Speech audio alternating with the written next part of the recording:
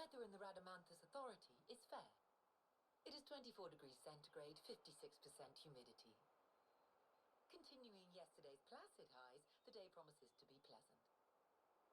Today's news will be delivered by me, Sienna Morgan, with additional analysis by our political correspondent, Barry Crowley.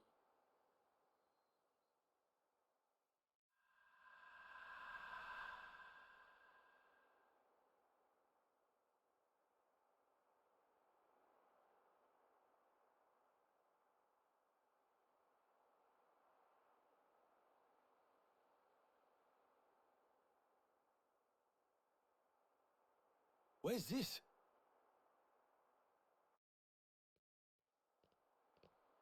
Whoa. What is Where happening? this supposed to be? What is this place? Seriously. This is the old world? But it looks like there's a path at least. Certainly not Elysium. No point in hanging around here. Be careful. Or the new Place is world that strange as Alpha this. wants to build Anything based cool on the can old happen. world. Looks like I have to play as Matthew right now. Huh.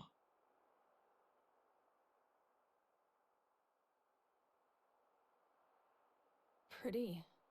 I've never seen anything like this. Wow, those towers. It's like they're all sparkling.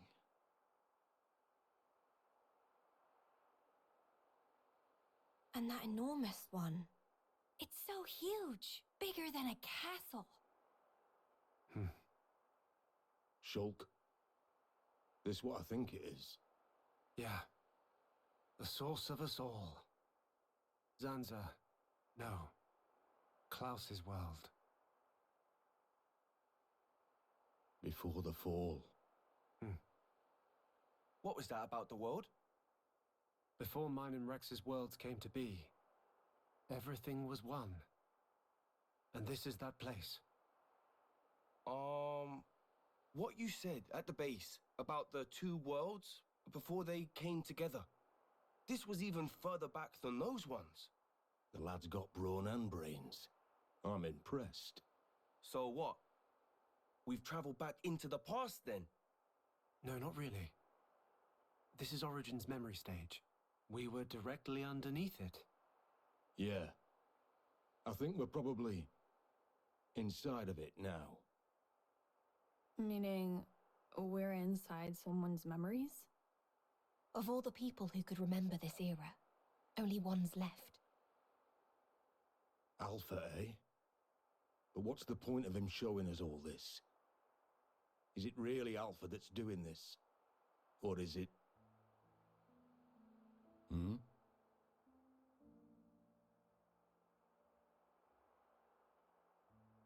Piano. This melody. Huh? I can hear piano from up ahead. I can't. They get their audio leveling quite right. So I guess that's one of the beanstalks that went up into space, like the space elevator that held the conduit at the top. Maybe we're being shown this to be like, this is what it can go back to if you just let me have my way. Huh. I just wanted to look over the ledge first. I wasn't even sure if it was the way that I was meant to go. So I kind of want to look over here first. See if there's an invisible wall that stops me. Okay, this is where the piano music is coming from. It seemed like any of my allies are out here. Right, this moment. Knock, knock! Selling Girl Scout cookies. Huh. Yeah, this is definitely not what I was expecting to see. Huh. Now I hear it.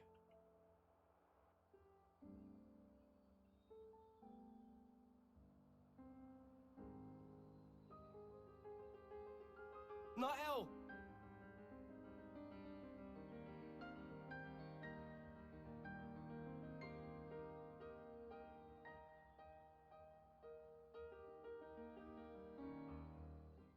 Huh? Matthew! Welcome! I was waiting for you. Well, Barry, don't you think this weather we're having is just perfect? Nael, How come you're... It's such a wonderful place, isn't it? I've always dreamed of this. A place we could live together. A place to call home. And not just for you and me, but for everyone we know. Every who?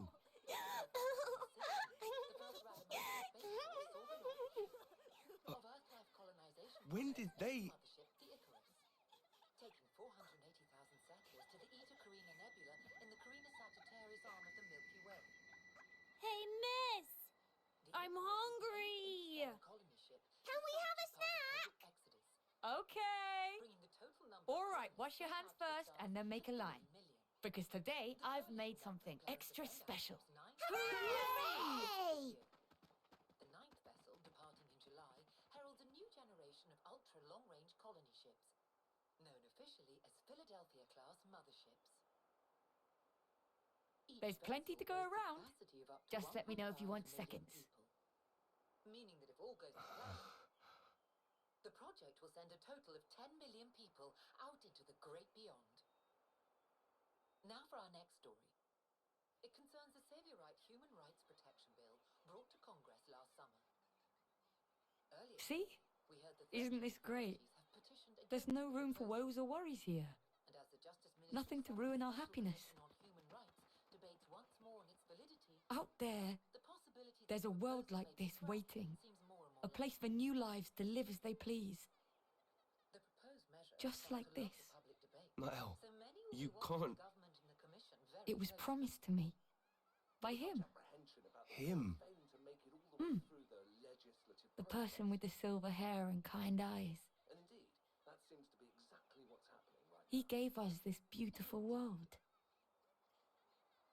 And now, Dmitry He said if we Yurev's simply counsel cast away the old lives, has issued a statement concerning the matter at hand. Please stay we with can set out unburdened and all this can be ours. You see? We don't need any of this old life.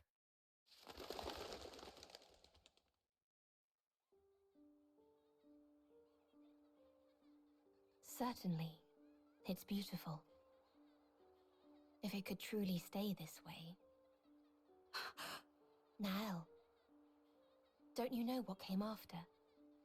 Have you ever seen it? Weren't you ever curious? I think you suspect already how it changed, what became of this world, and how people have always been.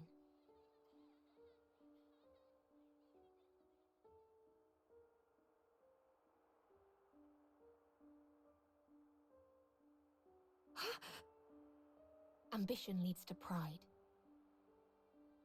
Even when they'd been granted limitless freedom. Even having built the perfect world for themselves. Humans yet desired the beyond. And then, the world became the way it is now. Lies! This is all lies! Don't think your ludicrous stories are gonna change my mind. Alpha, he made me an inviolable promise. He said this is what awaits us at the end of our road. He said we could make a world like this. Oh, come off it. Really? You think that? Of course I do. Everything that we were denied is right here for us. It's obviously a scam. Wherever you go, it's the same. You leave them, it only ends one way. Oh, so we should just let them keep killing each other. Killing to live? What a load of crap! Good riddance to anything those butchers want to save. They're not things. They're lives. And yeah, I can't forgive Mobius either. Reaping lives like grain during harvest. But come on. What crimes have their victims ever committed? What did they do? They weren't given a single choice. They were just trying to make the most of each moment, like us. Everyone you know died for that. Are you okay with that, Matthew?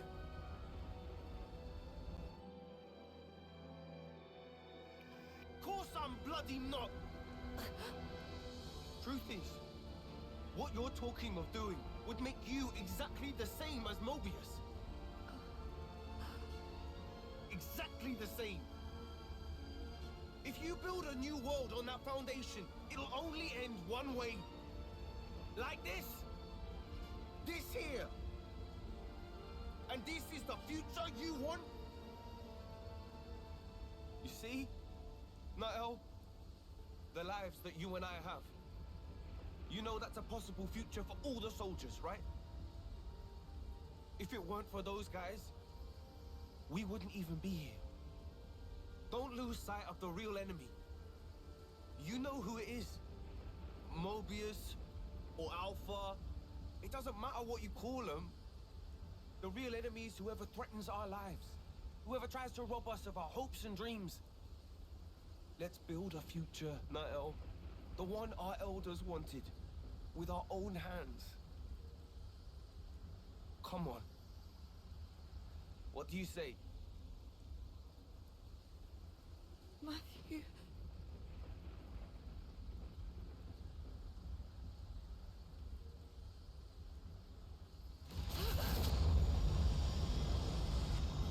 Nael!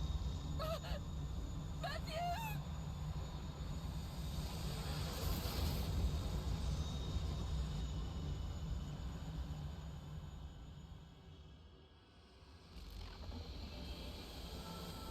What a farce. Your reference is right.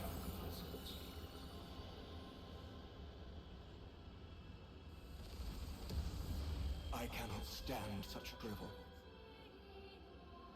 Alpha. I safeguard this world by removing what is time-worn. But it seems that you continue to contravene me. You spur these olden mortals to action. I am your conscience. Conscience? There is no place for it in the Trinity process. It's you there's no place for, Alpha. 'Cause Klaus, he entrusted the future to us. So he could atone for his past. He followed his conscience. And he failed to realize that his conscience led him astray. An atavistic delusion. It is common among the old. Wholly unnecessary for all subsequent life. I knew it. Of course that would be your vision of the world. As long as there's people like you, nothing's ever going to change. Casting off the old world and its people and just walking away. You could not comprehend it, Matthew. Turning around, going back, looking for a new way forward. Doing that time and again. That's how you build a future. Hey, but you're just an obsolete piece of scrap. So no wonder you don't get it. You say I am obsolete?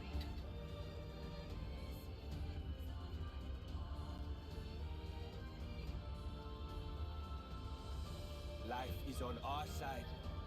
And since there's none in you, you're destined for the scrap heap!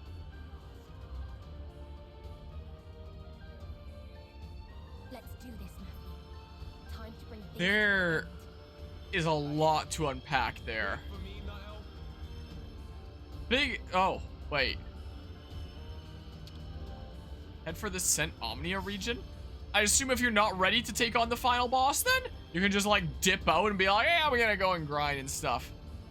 I find it really interesting that he's wielding the original Monado. And I'm also now noticing that Elvis has like the right wing of that glowy kind of Zanza-like effect. And whenever A uses vision, she has the left wing, you know, of that. That really shows that they're the two halves there.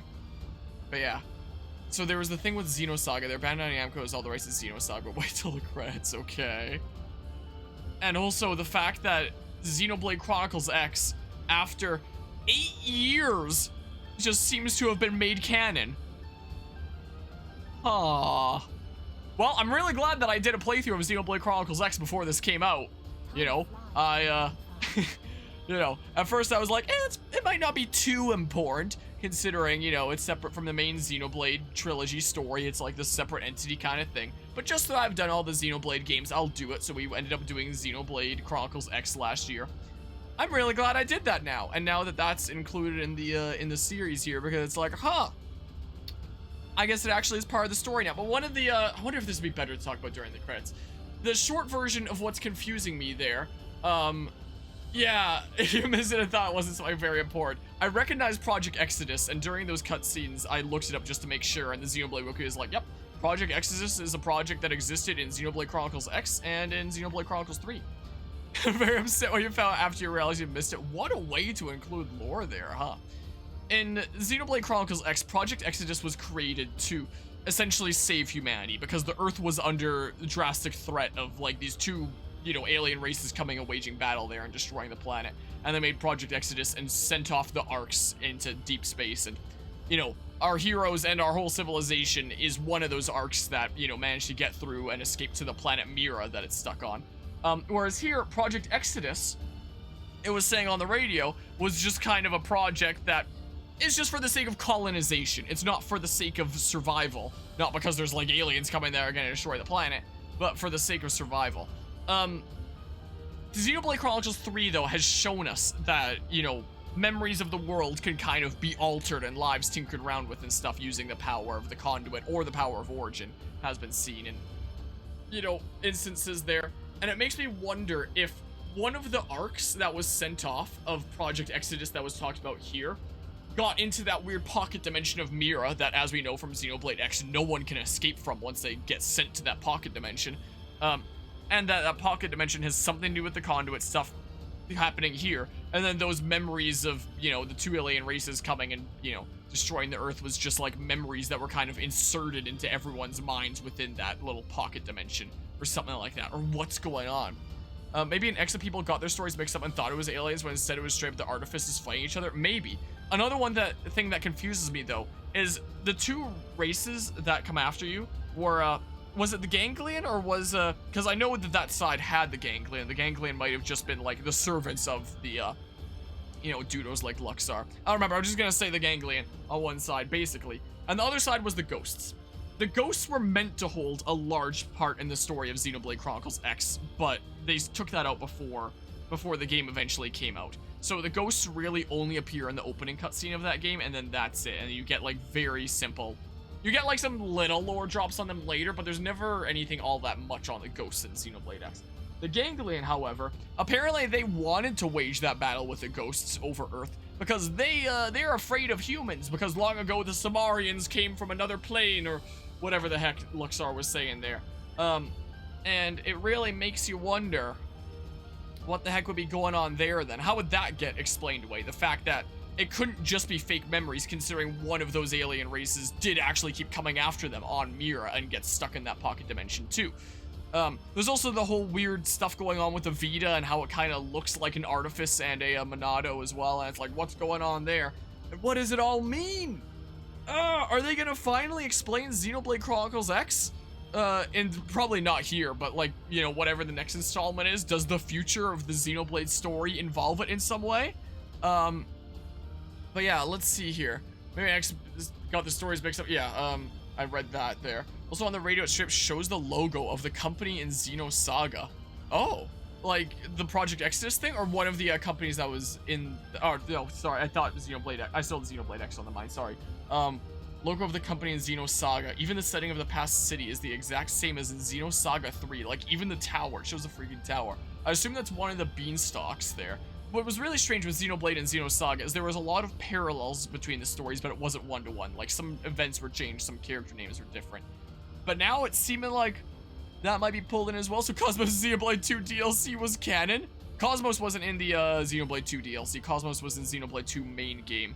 But they added another Xenosaga character as DLC, as a free DLC. I forget what her name was, but there was another one they added. One of the bigger companies that Dmitry Yuriev owns, you think, huh? So as I continue going through the, you know, Xenosaga and Xenogears were on my mental to-do list of like, one day I'll do them. One day I'll definitely cover them here. But, you know, it's not a for sure one-to-one part of the overall story, so it's not too important, so I'll just get to it when I have the time. should it be sooner rather than later? That when I actually have the time, because my god, my stream schedule's really weird right now. But it is make me wonder. Now you gotta do Xenosaga Alabama. Well, Alva, should we finish this? I want to play Rex still. Oh my god. Alright, it's been a long time since we've seen the OG Monado. I mean, the OG Monado does have a really cool design, let's face it. You know, it does have a really cool design. I never thought I'd be playing a Xenoblade game where I get Alphys to spin like crazy. Oh man, but you turned into a bit of a dick. Because your conscience is here and you're just a machine. As much as it is kind of sucky to, oh, I guess he's using vision. As much as it is sucky to have like an old ally of a character turn against us, at least, ooh. Like as shitty as that can kind of feel, at least there's, you know, the silver lining where it's like, oh, that's just the machine version of Alphys. And the conscience part of Alphys and the one that came along with Shulk on his adventures is A, that's here in our party right here, you know? So at least there's that silver lining. All right, I can hit you again. So the part of Alphys that came with us didn't really betray us then. You know, this is just the machine trinity processor part of him. You know, the calculative and analytic part of him. So, you know, as sucky as it is to be fighting Alphys as an enemy, that silver lining means that, all right, I can deal with it. I can accept it enough. Yeah, let's see here. The same thought after you found out what that you gotta play Xenosaga? Wait till post credits. See, okay, so there's something to watch for after the credits. A split good side, bad side. Yeah, kind of like that. Except it's more like more human side and machine side. Because I mean the oh, you have the vision up and stuff right now. The parts of the Trinity processor there. Logos and Numa were raised in that virtual reality a lot longer because Ontos vanished to another dimension. You know, he went to the Xenoblade 1 world. And he didn't really get that same time that Numa and Ontos, that Pyramithra and Malos had within that artificial world of Elysium, to become a lot more humanized. So he was a lot more robotic and stuff. And I guess, you know, but he did still have like a humanized side. He, you know, ultimately chose to ally with Shulk and his friends at the end of Xenoblade 1. But I guess he was a lot more computer-based than the other two, considering he didn't exactly have a virtual dimension upbringing. Well, he did, but like much more brief compared to those. My chain attack is ready, and you're in pissed off mode, so I may as well do this. Oh, nice! It doesn't interrupt the music. I would have been upsetty spaghetti if it just went into the chain attack theme here. You know. All right. Well, increase that damage ratio. But yeah, because he has no emotion. Yeah, just purely the computer analytic. Trying to do what he was programmed to. I know that Xenoblade Chronicles loves, and Xenoblade in general just loves its religious references and stuff. Like the fact that when you saw Juju, when Zord had him captured in the ether mine of Colony 6, that he was up like he was crucified. That's what's happening with Niall here. She's in the crucified kind of pose that Juju was in the ether mine in Xenoblade Chronicles 1. Because Xenoblade loves its religious illusions. Well, I noticed that before, but I didn't give too much thought to it. Now I'm properly noticing it. It's like, ah, it's that again. Same thing as with Juju. Before the space-time transition event occurred, he was more computer-based, as both Numa and Malos were originally. Yeah, when they first woke up, because Malos was stated to be a different character before Malthus manipulated him. I imagine that Malos and, you know, Numa were just a lot more human because they spent so much more time in that virtual reality to raise them and specifically make them, you know, a lot more human kind of like, essentially, that Alphys didn't really have. Had a lot more of his computery side to him. And, you know, it did feel in Xenoblade 1 sometimes like he was our enemy, like sometimes he was our ally. It was hard to tell sometimes. He was our ally at the very end. But, you know, he definitely had us guessing something. I can't actually do this right now because I already used, there's Glimmer there. Yeah. So, wait, you think the same thing happened with Alphys where this new world coming into question changed him into a different person? I mean, quite literally, I guess, with like the split of his two sides. Kind of like a Pyramithra situation. Well, sort of similar, but different. Just being separated there. Well. Botch! That gonna... Wow. I didn't actually want to complete the order. I was like, can I squeeze one more out and then use Nicole? Or all my healers and then Nicole? Nope. Apparently not. Well, whatever. I get a higher damage ratio that way, at least. Shulk, I would have to go with A. So I guess I'm doing this, then. The music is very reminiscent of Zanza. It has the Fog Beast symbol on Alpha. Wait, so did the split already happen during Future Connected then?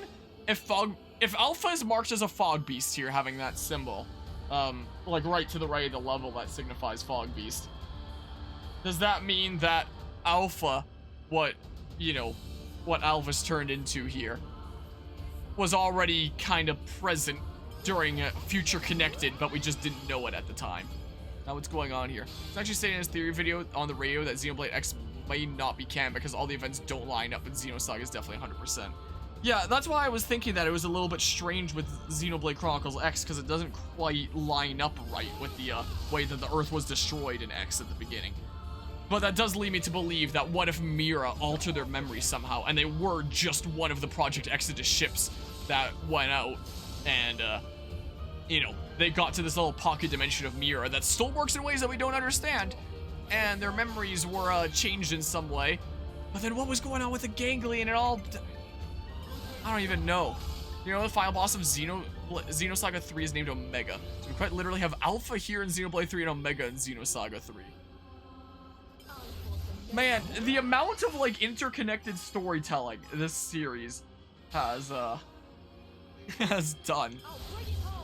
My good gracious. I saw a thing where Bob sent recently that said that apparently the Xenoblade Chronicles director already had the general idea in mind for what Xenoblade Chronicles 3 was going to be and general story outline by the time that Xenoblade Chronicles 1 was just wrapping up its development and they were planning on Xenoblade 2, apparently. The pre-development kind of stuff of what exactly are we going to have. I'm sure they were busy with Xenoblade X at that point, but would they have had plans for that at that point? Apparently towards the end of 1 and beginning of 2 is when the plans started being in motion for 3. So it's makes you think. Future's been redeemed for the future of the entire Xeno series. We can finally have redemption of saying that X is almost canon, sort of, yes, maybe? After 8 years of it just being is it important? Is it not? What is X? But if it's, Future's been redeemed for the entire Xenoblade series. It's all been written in, huh?